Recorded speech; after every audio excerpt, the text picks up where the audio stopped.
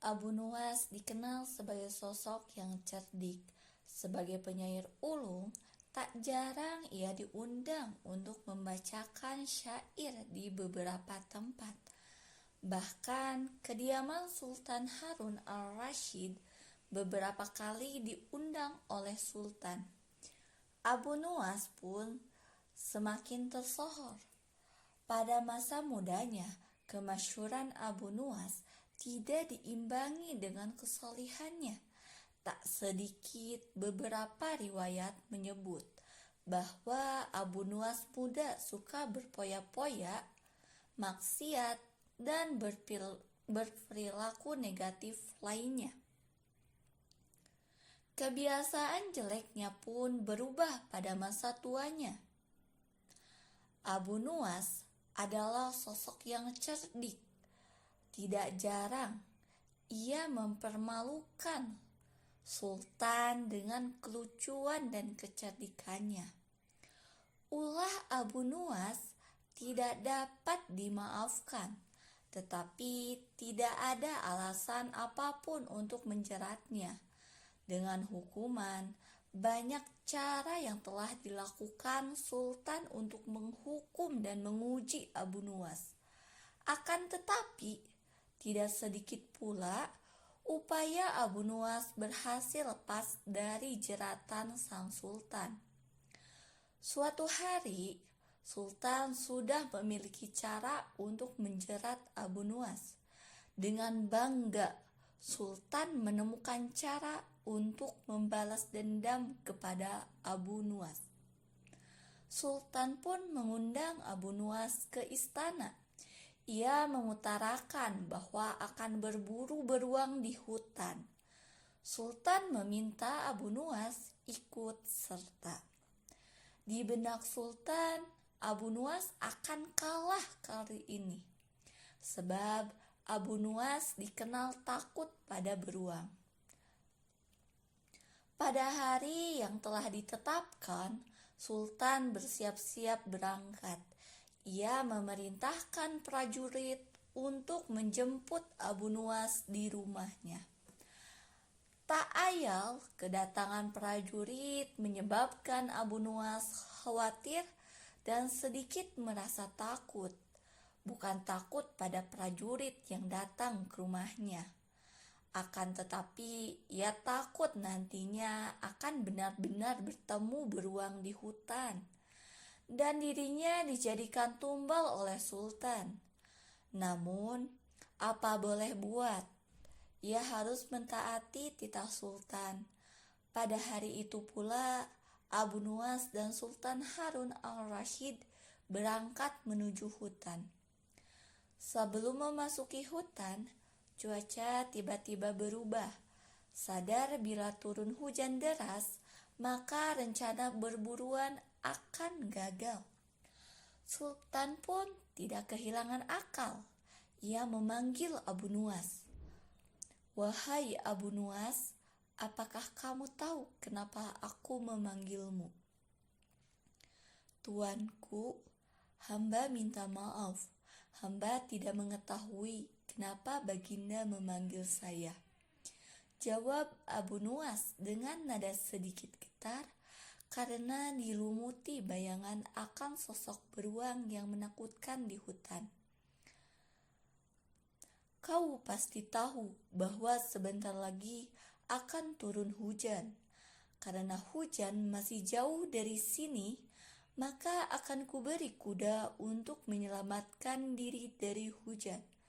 Sayangnya, kau kebagian kuda lambat. Nanti saat santap siang, kita berkumpul di tempat aku beristirahat.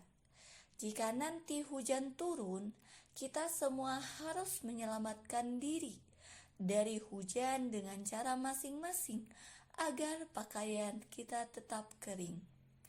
Setelah itu, Sultan dan rombongan bergerak cepat ke depan. Sementara itu, Abu Nuwas berjalan pelan karena kuda yang ditungganginya lambat. Ia berpikir cepat bagaimana bisa menghindar dari hujan. Ia sadar kudanya yang lambat tentu akan menyebabkan perjalanannya sedikit tersendat. Hujan benar-benar turun dengan lebat.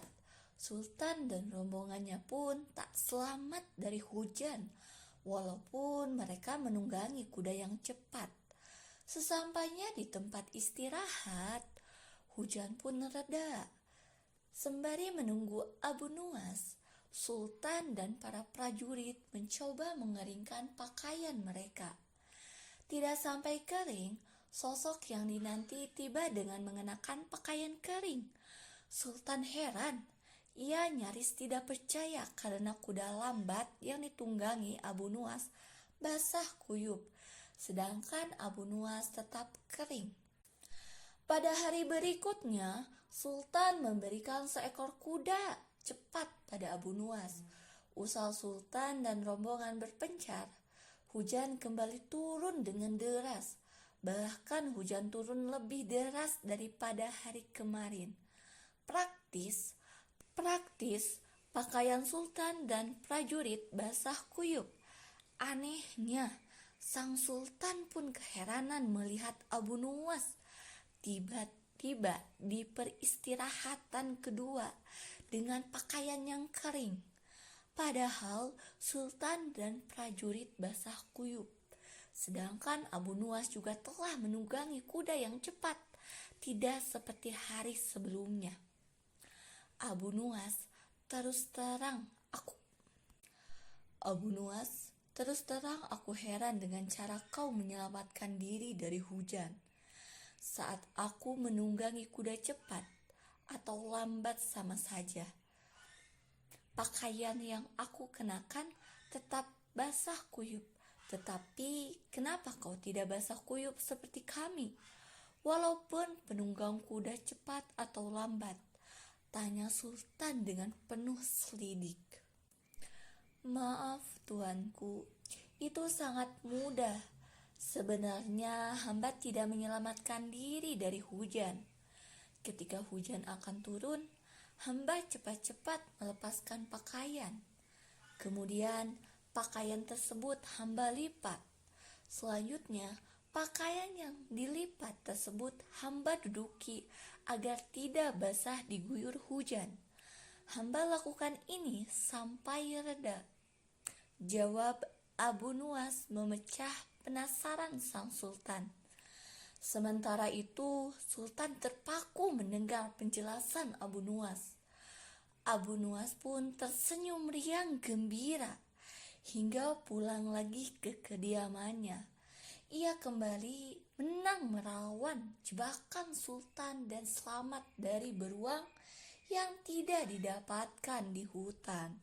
Nah, dari kisah ini kita dapat mengambil hikmah atau suatu pelajaran yang dimana tidak hanya mengajarkan agar kita bertindak bijaksana dalam setiap kesempatan, tetapi juga mengajarkan bahwa dengan pikiran jernih, seseorang bisa selamat dari ancaman dan masalah yang datang dengan menggunakan akal sehat.